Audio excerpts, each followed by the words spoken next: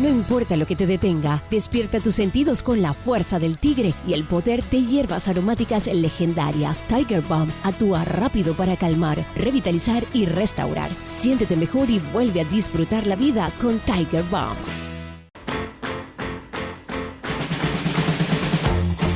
Serendipias con Ignacio Crespo.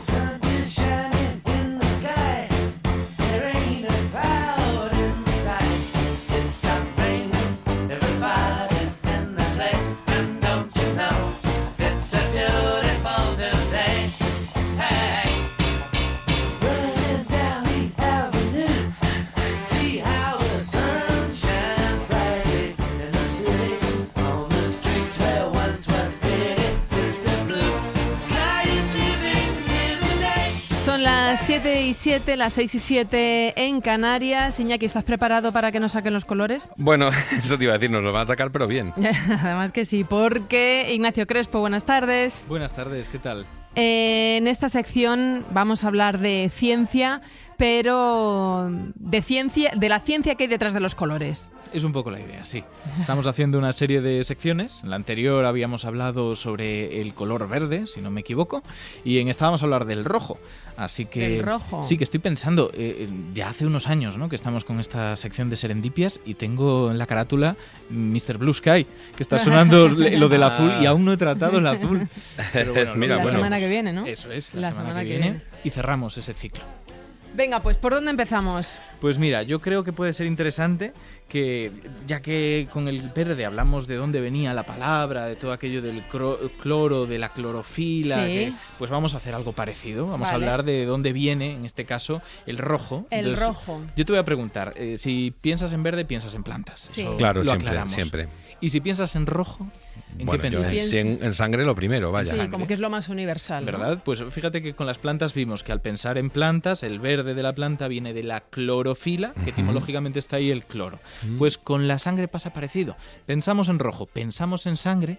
¿De dónde viene el color rojo que tiene la sangre cuando sale a borbotones? Bueno, pues si empezamos a hacer zoom en todos los componentes de la sangre, veremos que el líquido en sí no es rojo. Anda. Y que las células que hay ahí son muy variadas. Las plaquetas no son rojas, las células del sistema inmunitario no son rojas, pero las células sanguíneas, propiamente los eritrocitos, esos que tienen como forma de donuts donde no hay agujeros, solamente hay como una hendidura. Sí. Pero eso son los glóbulos rojos. Claro, esos, los eritrocitos, glóbulos rojos, sí son rojos, y ahí vemos esa similitud, como había en el caso etimológico de las plantas, ¿no? Eritrocito, que es esa célula glóbulo rojo, eritro viene de rojo. Entonces ahí vemos curiosamente que de nuevo el elemento en el que pensamos cuando pensamos en ese color tiene la raíz de la palabra que dio origen al nombre, ¿no?, del color. Es una curiosidad que me parece chula. Y está en muchas otras cosas. Quiero decir, eritrocito está claro, pero eritropoiesis es la producción de estas células, también tiene sentido. Eritropoyetina, nos sonará el EPO de los ciclistas. Sí, claro, Pues es verdad. de ahí viene la E de EPO, de eritro. La eritrodermia, que es eso de que la piel se te pone roja por distintos motivos. La eritromicina es un antibiótico, en este caso porque las bacterias que producen ese antibiótico también generan colonias de color rojo. Y hay otro que a mí me gusta, que es el eritrosucus, que es una planta. Es un reptil. Al ficus. Pues es un reptil bastante bestia. Antes de los dinosaurios era uno de los carnívoros más importantes de su ecosistema. No se parecía a un cocodrilo, pero bueno, el nombre viene de ahí, ¿no? Como cocodrilo rojo. Sí. ¿Y por qué me parece chulo? Porque si pensamos en la etimología podríamos decir, que sabían qué color tenía. Pues no. El color rojo es solamente porque el sustrato en el que se encontró eran tierras rojizas, arcillosas, que ya hablaremos de ellas más adelante.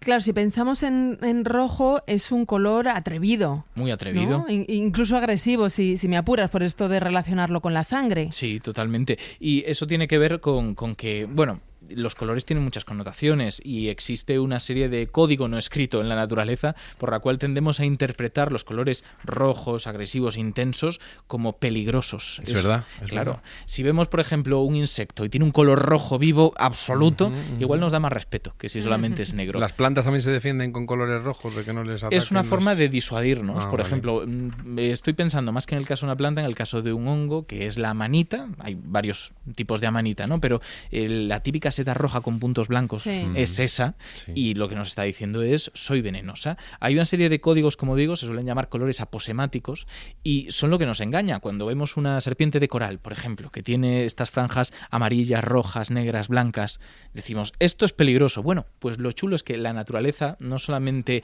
se ha ido adaptando hasta que nos manda esta señal de soy peligroso, no te acerques, sino que algunas especies han desarrollado estas estrategias engañándonos. Sin ser venenosos, adoptan estos colores. La falsa coral se llama así porque tiene mismos colores y resulta que en ese caso no es venenosa, por ejemplo. O sea, son unos fanfarrones. Dicen, cuidado que yo muerdo, pero luego no muerden nada. Tal cual, son fanfarronas. Pero les funciona, que eso es lo chulo. Es el camuflaje aposemático en ese sentido. Y en nuestro caso, los humanos también mandamos señales con el rojo. Antes has hablado de cuando la piel se nos pone roja, ¿no? Cuando nos ruborizamos. Claro, pues justo eso. No lo hacemos a propósito, no es voluntario, no es voy a comunicarme con vosotros ahora en la radio, voy a usar en parte palabras. Voy a poner rojo como un gusiluz. Y menos mal, tú imagínate. Aguanta respiración. Imagínate que todo ese cambio de color facial, ese rubor, fuera tan importante para la comunicación. La radio se lo estaría perdiendo. Evidentemente da información, pero es una información involuntaria que suele tener que ver con la activación del sistema parasimpático, que en este caso, bueno, pues va... ¿Qué es cuál? ¿A qué se dedica el parasimpático? Pues mira, en este caso lo que tenemos es que entender que el cuerpo está constantemente en un equilibrio, que he dicho además el parasimpático, pero es el simpático. El parasimpático es el de la tranquilidad, el de estar pues en la tumbona en verano y bajar por lo tanto las funciones corporales a un mínimo, no las necesitas, vas a reposar. Y el simpático hace lo contrario, las eleva para prepararte para la lucha y la huida. Vale. En los momentos de tensión, en los momentos en los que estás avergonzado, en los que te tienes que preparar para un ejercicio físico muy fuerte o que lo has hecho, está activo y una de las cosas que hace es vasodilatarnos, que los vasos sanguíneos aumentan su calibre. Al pasar esto, pasa más sangre a través de ellos. La sangre, ya hemos dicho, es roja porque dentro de esos eritrocitos hay moléculas, grupos hemo que tienen hierro. Y es ese hierro el que da el color rojo, ¿no? Sí. Pues como pasan más por debajo de la piel, muy superficiales, se ve más rojizo, se nos ponen rojos las zonas que están más irrigadas, las mejillas, por ejemplo. Claro, todo eso está bien, pero para que un color sirva como señal, primero, del otro lado, alguien tiene que poder recibir esa señal. Y no todos los animales ven el color rojo, al menos no de la misma manera. Claro, estoy totalmente de acuerdo con que eso es uno de los problemas que no había tratado todavía y hay que tratarlo. O sea, quiero decir, evidentemente los animales se comunican con determinados colores, no voluntariamente, pero alguien tiene que recibirlos, por eso se llaman señales, por eso se llama comunicación, hay emisor y hay receptor. Y por ejemplo, nosotros sí tenemos esos tres conos, podemos ver el rojo, podemos ver el verde, podemos ver el azul, pero los perros posiblemente nos suene que no tienen tan buena vista del color, ¿no? Y los toros, creo, ¿no? Que siempre se dijo que la muleta o la... ¿cómo se llama? Capota. El capote de los toreros era como para excitarlos porque tiene un color llamativo. Resulta que los toros ven blanco y negro. Eso es, ni los toros ni los perros, por ejemplo, pueden ver el color rojo. Así que ahí hay una limitación. De todos modos, os sorprendería, porque hay un caso muy chulo de un animal que utiliza colores que él mismo no puede ver, y es el pulpo. Se supone que los pulpos no pueden ver colores, aunque esto es una cosa que está todavía en el aire, porque no tienen conos que reciban esas longitudes de onda que decíamos. Y sin embargo, si pensamos en el pulpo cambiando de color en el fondo, sabemos que utilizan esos colores para comunicarse. Así que, ojo, ahí deja abierta la puerta a que haya especies que no lo vean, pero puedan usarlo. Y entonces nosotros, los humanos, lo vemos también porque tenemos esos tres conos. Eso es, nosotros podemos ver esos tres, pero es verdad que hay otro mundo que pasa desapercibido. Hay algunas especies, por ejemplo, de plantas que utilizan pigmentos que responden al ultravioleta, que nosotros no podemos ver porque no vemos esa longitud de onda. Pero ¿quién la ve? Los insectos. Y muchas veces con esos pigmentos ultravioletas pintan, entre comillas, pistas de aterrizaje en sus hojas, que indican hacia dónde está la flor. ¡Qué bueno! Así que, bueno, hay todo otro mundo que nosotros nos perdemos. Por suerte, comparado con otros animales, oye, tener 3 conos no está nada mal. Hay otros que tienen muchos más, ¿eh? Nosotros comparados con otros animales... Entonces pueden ver que más tonalidades de los colores de las que nosotros vemos. Ese es el tema, que pueden percibir mejor las diferencias entre dos colores, dos tonos que estén muy cerca para nosotros. nosotros. No quiere decir que de repente, si tú te pudieras transportar a la conciencia de ese animal, vieras colores inimaginables para ti, sino que tendrías mucha más facilidad para distinguir tonos cercanos. Igual que a ti te resulta muy evidente que el rojo y el verde son colores distintos, y es más difícil distinguir tal vez el rojo del magenta, pues a ellos les pasaría lo mismo, dirían, hombre, rojo y magenta no tiene nada que ver, son colores claramente distintos. Oye, recuerdo que una vez contaste que si queríamos salir por la noche al campo, para no molestar a otros animales, debíamos usar linternas rojas. Justo, pues tiene que ver con esto, en parte. Para empezar, va a haber animales que no reciban el rojo tan bien y por lo tanto les moleste menos, y eso está bien. Si vamos a salir a molestar haciendo ruido, pues al menos que no molestemos también con luces que les cieguen. Pero hay otro motivo que me parece más chulo, porque no solo lo utilizan quienes les gusta la fauna y salen a buscarla, sino que lo usan los astrónomos. Los astrónomos usan luces rojas porque para que nosotros nos adaptemos a la oscuridad tenemos que estar un rato en oscuridad. Esto lo hemos percibido todos. Sí, nos damos cuenta enseguida. Y el motivo no es que la pupila se tenga que adaptar, que es lo que se repite muchas veces, es que producimos en nuestro ojo una sustancia llamada rodopsina que hace, a medida que se va acumulando en ese ojo, que nuestros conos sean, y nuestros bastones, nuestros receptores de la luz en los ojos, sean más sensibles a la luz, que reaccionen aunque haya mucha menos luz en el ambiente. Pero lleva un rato que se produzca y se acumule, unos 20, 30 minutos. En realidad es como las cámaras fotográficas, cuando es un poco abres más el diafragma o menos, y también tienes que dejar más rato de exposición. Eso es un poco lo que hace nuestro iris, que puede estar más o menos contraído. Entonces la pupila la vemos más o menos grande. Pero aparte de eso está esto, que es que se vuelve más sensible. Sería como cambiar el ISO en esos equivalentes de la cámara de fotos, que se vuelve más sensible a la luz.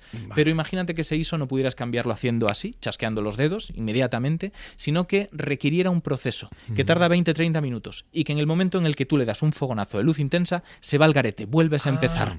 Eso es exactamente lo que ocurre, en lugar de cambiando el ISO, acumulando esta rodopsina en el ojo. Así que si estamos por la noche y nos llevamos un fogonazo, esos 20-30 minutos de acostumbrarnos a la luz, de acumular rodopsina, se pierden.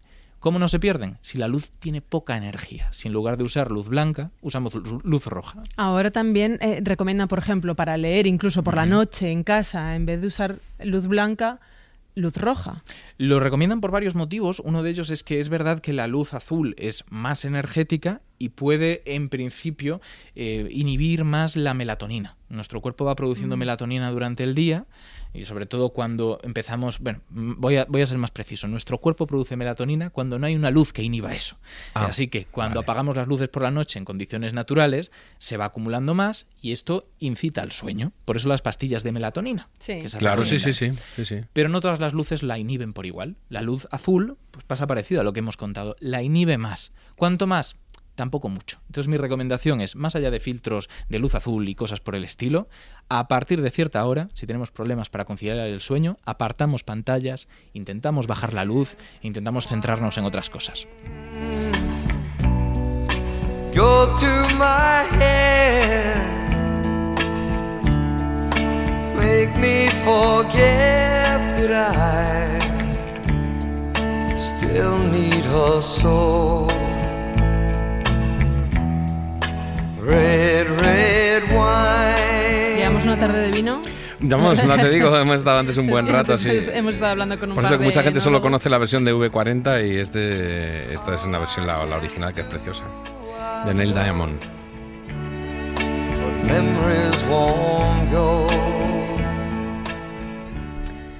Son las 7:20, las 6:20 en Canarias.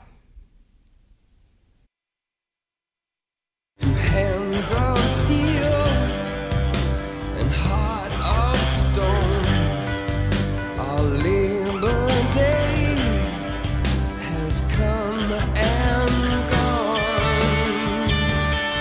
Hey, leave me holding on in Red Hill Town. See lights go down on. Ignacio, entonces, hablando de colores, de animales, de cómo lo percibimos, ¿cómo consigue una planta que un fruto pase de estar verde a estar rojo cuando madura? Pues mira, esto tiene que ver con todo. Estabais hablando del vino, ¿no? La tarde de vino que tenéis. Sí, he estado con 2 enólogos. A la planta le interesa no solo que su fruto sea gustoso, le interesa que se vea bien, y ahí hay una coevolución. La planta descubre que le beneficia darle otro color al fruto que está maduro, y a nosotros nos conviene reconocerlo. Decíamos que los humanos percibimos el rojo y otros animales no. Claro. Puede que tenga que ver con eso, la capacidad que nos beneficiaba de reconocer el fruto maduro. Pues la planta lo que hace es acumula determinadas sustancias, pueden ser antocianinas, que dan rojos muy intensos, muy profundos, o el caso del tomate, que a mí me parece especialmente chulo, porque el tomate es el fruto rojo en el que más pensamos en este tipo de situaciones. Pero hay variedades que son casi negras. Claro, pues mira, el tomate confía sobre todo en el licopeno, que no es lo mismo que estábamos diciendo de las antocianinas, le da ese color rojo, y hay un truco. El tomate, cuando no está maduro, está verde, tiene mucha clorofila. Se produce un intercambio, en cierto modo. Pierde clorofila y gana licopeno, por eso deja de ser verde y se pone rojo. Pero esas variedades negras hacen cosas más complejas. No pierden la clorofila, pero ganan el licopeno. Es la combinación de las dos, y luego la aparición de otras sustancias, las antocianinas y tal, que le da esos colores casi negruzcos. Hemos hablado de animales, hemos hablado de plantas, pero también hay arcillas. Por ejemplo, ¿no? Que lo decíamos al principio. Y yo creo que aunque podría dar respuesta, está guay que esto sea coral, y tenemos con nosotros a Nahum, que Nahum es geólogo, es Nahum Fernández, divulgador, y además que trabaja en Orbitala y que hace cosas muy interesantes. Nahum, buenas tardes.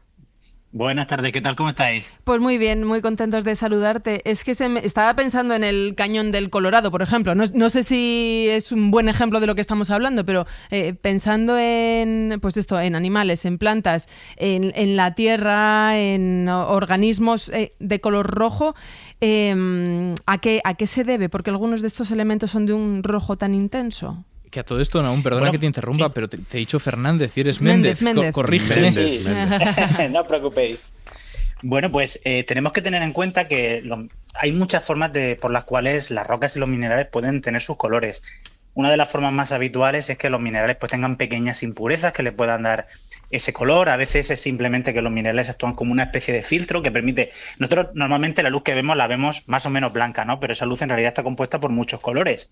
Si estos minerales son capaces de filtrar unos colores de esta luz que nos llega y de reflejar otros, pues eso hace que nosotros percibamos un color distinto de la luz reflejada al que realmente le está entrando al mineral, ¿no? Y muchas veces pues nos ocurre, ¿no? Vemos muchos minerales de color rojo y que a veces pues efectivamente están relacionados con la presencia de óxidos de hierro, ¿no? Y que muchas veces en los minerales, por ejemplo, más habituales que tenemos en nuestro entorno suele ser el responsable de ese color tan característico y que, bueno, también nos recuerda un poco al óxido, porque muchos de estos minerales precisamente son óxidos de hierro. Estaba pensando, Nahum, en esto que has dicho de las impurezas. Ya lo comentamos en el programa anterior cuando hablamos del verde, y a mí me sigue sorprendiendo que cuando pensemos en, por ejemplo, el rubí, sea tan evidentemente el rojo, la característica con la que todos lo reconocemos, y que en cambio la estructura cristalina de ese mineral no implique el rojo necesariamente, sino que sean esas guarrerías que se cuelan a veces, que son pocas. Claro, efectivamente, a veces hay pequeñas impurezas. Por ejemplo, el caso del rubí es muy interesante porque no es el hierro el elemento que le da ese color rojo característico. En el caso del rubí es el cromo. Lo que pasa es que en el rubí, en su estructura mineral, ¿qué pasa? El cromo reemplaza algunos poquitos átomos de aluminio, y eso es lo que hace que tome ese color rojo, ¿no? Filtra la luz de otra manera diferente y le da ese color. Pero bueno, es que encima los distintos elementos pueden dar distintos colores dependiendo de los minerales en los que nos encontremos. Por ejemplo, el cromo puede dar no solamente colores rojos en unos minerales, sino que incluso puede dar colores pues más rosas, incluso verdes. O sea que a veces las impurezas y este tipo de filtros pues actúan también dependiendo de cómo sea esa estructura mineral y con qué otros elementos formen parte dentro de esa estructura. Así que bueno, pues por norma general sí que es verdad que muchas veces los asociamos a unos elementos y a otros porque son más mayoritarios, pero bueno, hay muchísimos ejemplos en los cuales un elemento da otro color diferente. Oye, Nahum, una pregunta, porque hay una cosa que a mí me llama mucho la atención, precisamente como ejemplo de esta importancia que tienen las impurezas. Cuando pensamos en el rubí, pensamos en el zafiro, para nosotros macroscópicamente son cosas distintas, ¿no? Colores diferentes y parece que no tienen nada que ver. Pero son un ejemplo de que en realidad estamos hablando de la misma composición y lo único que cambia son esas impurezas, ¿no? Que en un caso es el cromo, y en otro caso son otras las que le dan el color azul al zafiro. Claro, los minerales por sí mismos tienen una estructura y una composición muy definida. Pero a veces hablamos de impurezas de incluso menores a un porcentaje medible, no hablamos de elementos traza, incluso a veces por debajo del 1% de esas composiciones. Incluso a veces en determinados minerales no es necesario que haya una impureza para dar ese color. A veces simplemente defectos en la propia construcción de su estructura cristalina. Tenemos que imaginarnos que los minerales son como un gigantesco puzzle de Lego pero tridimensional, en el cual pues puede haber algún defecto, alguna piececita que le falta, y esa piececita hace que la luz se filtre de una manera diferente y que por lo tanto tengamos un color sin necesidad de que entre ninguna impureza. O sea que a veces incluso la historia es muchísimo más compleja. De hecho, por ejemplo, hay diamantes rojos y algunos de los diamantes rojos están formados precisamente no porque haya una impureza en su estructura de carbono, sino porque simplemente hay unos defectos que se han ido propagando por su estructura mineral y le dan esa tonalidad, filtra la luz de otra manera. Oye, yo en mi excelso conocimiento de la astrogeología podría explicarle a cualquiera que no supiera nada que a la Tierra le llamamos el planeta azul por el agua, por la sustancia que da ese color, pero no sabría explicarle muy bien por qué Marte es el planeta rojo. Bueno, pues Marte es el planeta rojo y es un caso muy curioso porque efectivamente para nosotros cuando lo vemos desde lejos, Marte tiene un color rojo muy característico, incluso a simple vista, no hace falta acercarse mucho. Pero en realidad Marte es un planeta con, bueno, no voy a decir muchos más colores, pero sí con algunos colores más.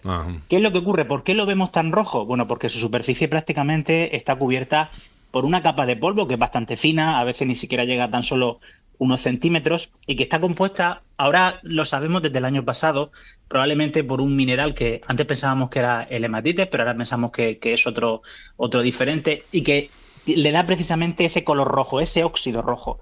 ¿Y qué pasa? Que este mineral se fue formando durante millones y millones de años en su superficie, las rocas se fueron rompiendo, al romperse las rocas se fueron formando cada vez partículas más pequeñas, y cuando Marte, digamos, pasó de una etapa en el que era un planeta húmedo donde se podían formar estos minerales y pasó a ser un planeta seco, el viento acabó por distribuir de una manera bastante uniforme ese polvo por la superficie, dándole ese color tan característico. Pero Marte no es solamente rojo, hay colores blancos, hay colores negros en algunas arenas incluso, hay colores grisáceos, incluso si nosotros fuésemos y rascásemos la superficie de Marte unos centímetros, seguramente encontraríamos colores diferentes. Incluso últimamente también se ha descubierto pues eso, algún mineral, por ejemplo, como el azufre, que es de color amarillo en su superficie en cuanto rascas un poquito, o incluso algunas pequeñas particulitas de color verde de otros minerales. O sea que hay cierta diversidad, aunque a veces lo asociamos únicamente al color rojo. Oye, Nahum, te estoy escuchando hablar de Marte y me apuesto lo que sea a que te encantaría poder ir ahí como geólogo. ¿Qué sería lo primero que harías si te dejaran pasar una tarde en Marte? Seguro.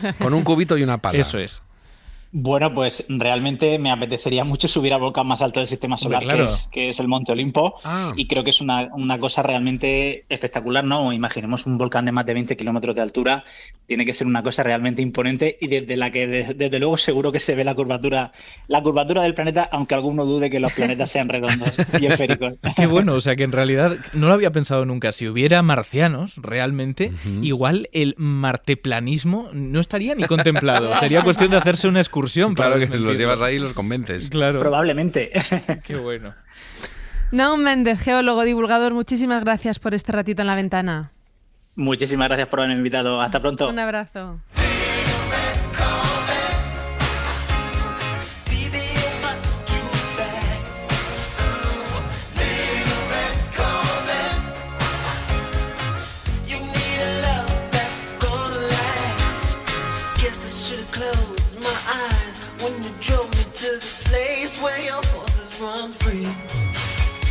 Vamos a sumar a la conversación a los más jóvenes del equipo, Patricia del Río, Andrea Ramón, Fernando Tormo. Buenas tardes. Hola, ¿qué tal? Hola, buenas tardes. ¿Qué pasa? A ver, ¿qué hacéis aquí? Pues ¿Habéis ocupado el estudio? De repente estamos hablando de ¿Os cosas habéis serias. hecho fuertes Estamos en la por mesa estar. del estudio? Pues nada, que es que estábamos escuchando un poco la sección de Ignacio. Sí. Y claro, nosotros que somos de letras, que se dice mucho, eres de letras, eres de... Bueno, no yo te muchísimo, enteras. yo muchísimo. Pues bueno, hay cosas de las que nos enteramos y cosas de las que no, es verdad que no. Entonces nos han surgido dudas y hemos decidido venir aquí directamente. Rompamos esta división. Ignacio, ¿tú sabes, de lo que, letras y ¿tú sabes lo que es un ciencia, atraco, por no? Pues esto es un atraco en directo, además. Es un poquito, sí, vamos a ponerte un poco en un compromiso, Venga. pero yo creo que nos podrás responder. Pues sí, mira, yo quería empezar preguntándote, porque justo estabas hablando de los colores, y yo tengo una duda sobre el daltonismo. Y es que a mí me resulta un poco raro que las personas que comparten el mismo tipo de daltonismo no sé, a lo mejor confunden los mismos colores, no los confunden, cómo se diferencia ese diferente grado, y luego también cómo saben las personas daltónicas que su rojo es el mismo rojo que ve otro daltónico. Pues son dos preguntazas muy muy buenas. Nos vamos y te quedas respondiendo. Para la primera voy a pedir que imaginéis, ¿vale? Imaginad la típica regla donde están los colores, partimos del rojo, llegamos al azul y por el medio todo el resto de tonos. Comentábamos en el programa de la semana pasada que tenemos 3 conos en el fondo de nuestro ojo que van a recibir sobre todo unos colores concretos. Uno para un tono de rojo concreto, otro para un tono de azul, otro para un tono de verde. Vamos a colocarlos en esa regla, ¿vale? Donde veáis el rojo más rojo, el azul más azul y el verde más verde. El problema es que no son del todo precisos. Cada uno de esos conos no recibe solo ese rojo más rojo, sino las tonalidades que tiene alrededor. Incluso se solapan un poco un cono con el de al lado. Esto es una visión normal. Pero hay pacientes... Vamos a decir, hay personas, ¿vale? Que lo de pacientes todavía lo arrastro de la carrera. Hay personas, exacto, que esos conos los tienen un poco desplazados. Imaginad que en esa regla que hemos hecho desplazamos uno de ellos tanto que se solapa aún más. Por ejemplo, que se solapa más el verde con el rojo. Anda. Todos los tonos que se solapen van a ser más difíciles de reconocer para nosotros, saber si son realmente verdes o son realmente rojos. Y aquí viene la respuesta porque cuánto se solapen no depende del tipo de daltonismo, sino de otra serie de cosas. 2 personas pueden tener el mismo tipo de daltonismo, confundir rojos con verdes, pero que una solape mucho más que la otra. Amigo. Así que diferente grado de solapamiento, aunque sea el mismo... Eso es, ahí va a haber diferencia. Y esta era la respuesta fácil. Vale. La otra, el problema que tiene es que lo que has preguntado es el problema del espectro invertido, se llama así. Y es una de las grandes discusiones en teoría de la mente, en filosofía de la mente.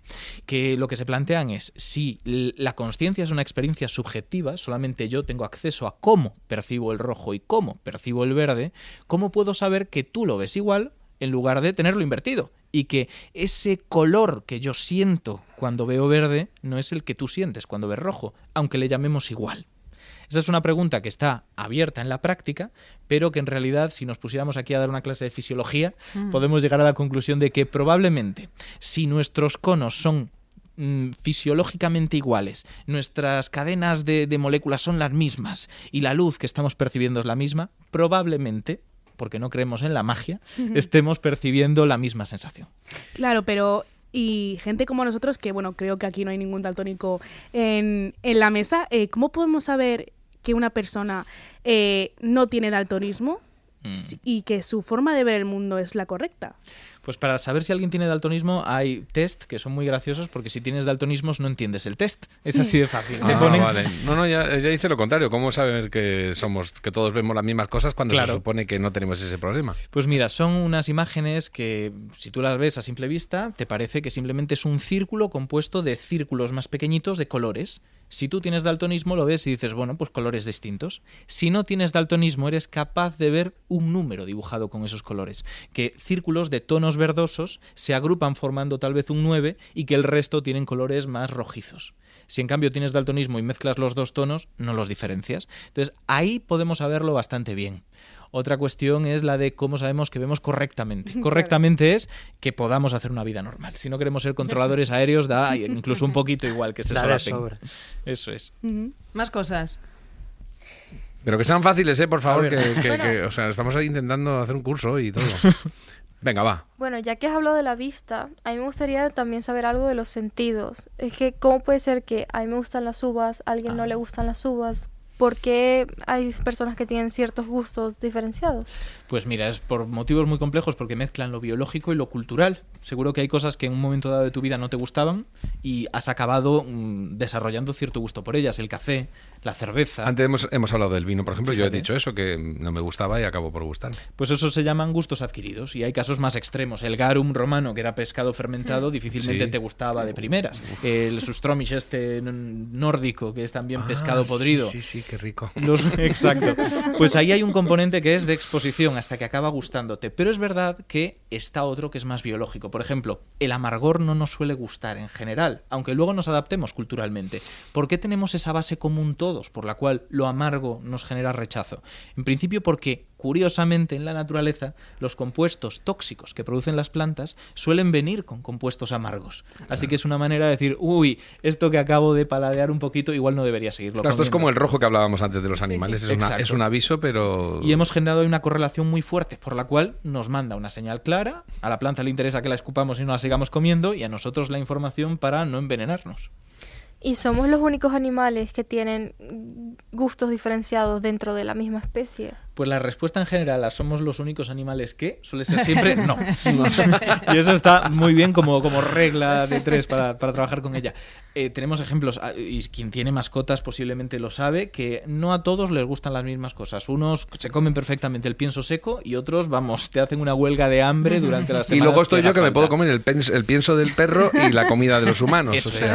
Y cuanto más aprendizaje complejo tenga la especie animal, pues, por ejemplo, que sea agregada y por lo tanto se haya adaptado a ese tipo de cultura compleja, suele tener más preferencias entre individuos. Por ejemplo, en primates vemos que sí que a algunos les gusta un tipo de fruta, otros las rechazan, y eso es por una cuestión cultural, ¿de acuerdo? Pero también por otra cosa. Sabemos que la base biológica en nuestro caso puede ser más fuerte. Por ejemplo, de los que estamos aquí en la mesa, que somos unos cuantos, ¿os gusta el cilantro? Sí, pero mira, yo lo he adquirido. Al principio me repugnaba un poco. A mí me pasa parecido, pero por allí... Es que a mí me sabe a jabón. Exacto, pues la gente a la que le sabe a jabón tiene en común una mutación. Sabemos que eso es una cuestión puramente genética que hace que lo percibas de esa manera. Pasa también con los amargos muy, muy amargos. Se llaman los supercatadores. Tienen los sentidos más aguzados, al menos en algunos aspectos, y hacen que los amargos les resulten absolutamente intolerables, por ejemplo. Team cilantro. Yo me he adaptado, tengo que reconocerlo. Fernando, ¿tienes alguna por ahí o qué? Sí, mira, ahora que ha salido el tema de los animales, que lo ha sacado Andrea, pero recuperando también un poco el tema de los colores, que es de lo que estamos hablando, yo tengo curiosidad por saber cómo funciona el cambio de color de los camaleones. ¿Cómo va eso? Pues es muy buena pregunta. Para responder en minuto y medio. Me da tiempo, me sobra para contarte también el de los pulpos. Fíjate. Venga, va, bate récord. Esto tiene que ver con unas moléculas, unas estructuras llamadas iridóforos y cromatóforos. Son pigmentos que están ahí en la piel a distintas profundidades. En el caso de los camaleones tienes algunas capas, por lo tanto, que tienen más concentración de esos pigmentos amarillentos, otros más oscuros, y es en función de cómo los aproximen entre sí, cómo compriman su piel, que consiguen cambiar el color que percibimos. En el caso de los pulpos, lo cuento también rápido, tienen también cromatóforos e iridóforos, pero lo que hacen es contraer o distender, ¿no?, los músculos que hay alrededor, permitiendo que veamos o no veamos, como si cerráramos las ventanas, los pigmentos que tienen en el cuerpo. Y lo hacen de forma, además, muchas veces automática, en cuestión de milisegundos. Toma, Fernando, vuelve a por otra. Y te sobra minuto y medio. Perfecto.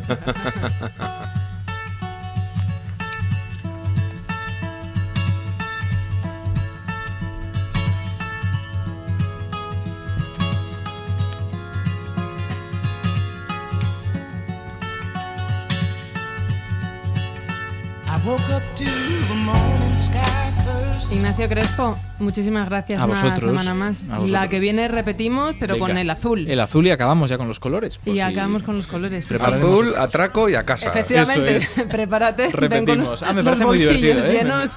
Me gusta la dinámica. Nos deja fatal a todos, pero bien. No. Nos deja fatal a todos. Hasta la semana que viene, amigo. Hasta la semana que viene.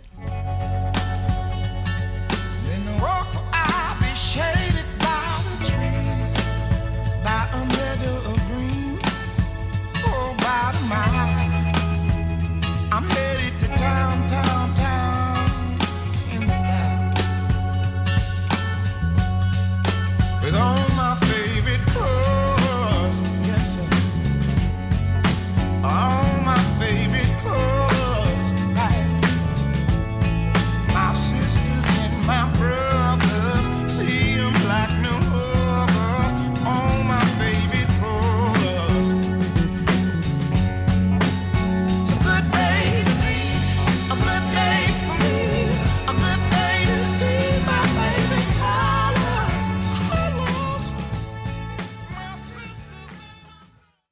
importa lo que te detenga, despierta tus sentidos con la fuerza del tigre y el poder de hierbas aromáticas legendarias. Tiger Balm actúa rápido para calmar, revitalizar y restaurar. Siéntete mejor y vuelve a disfrutar la vida con Tiger Balm.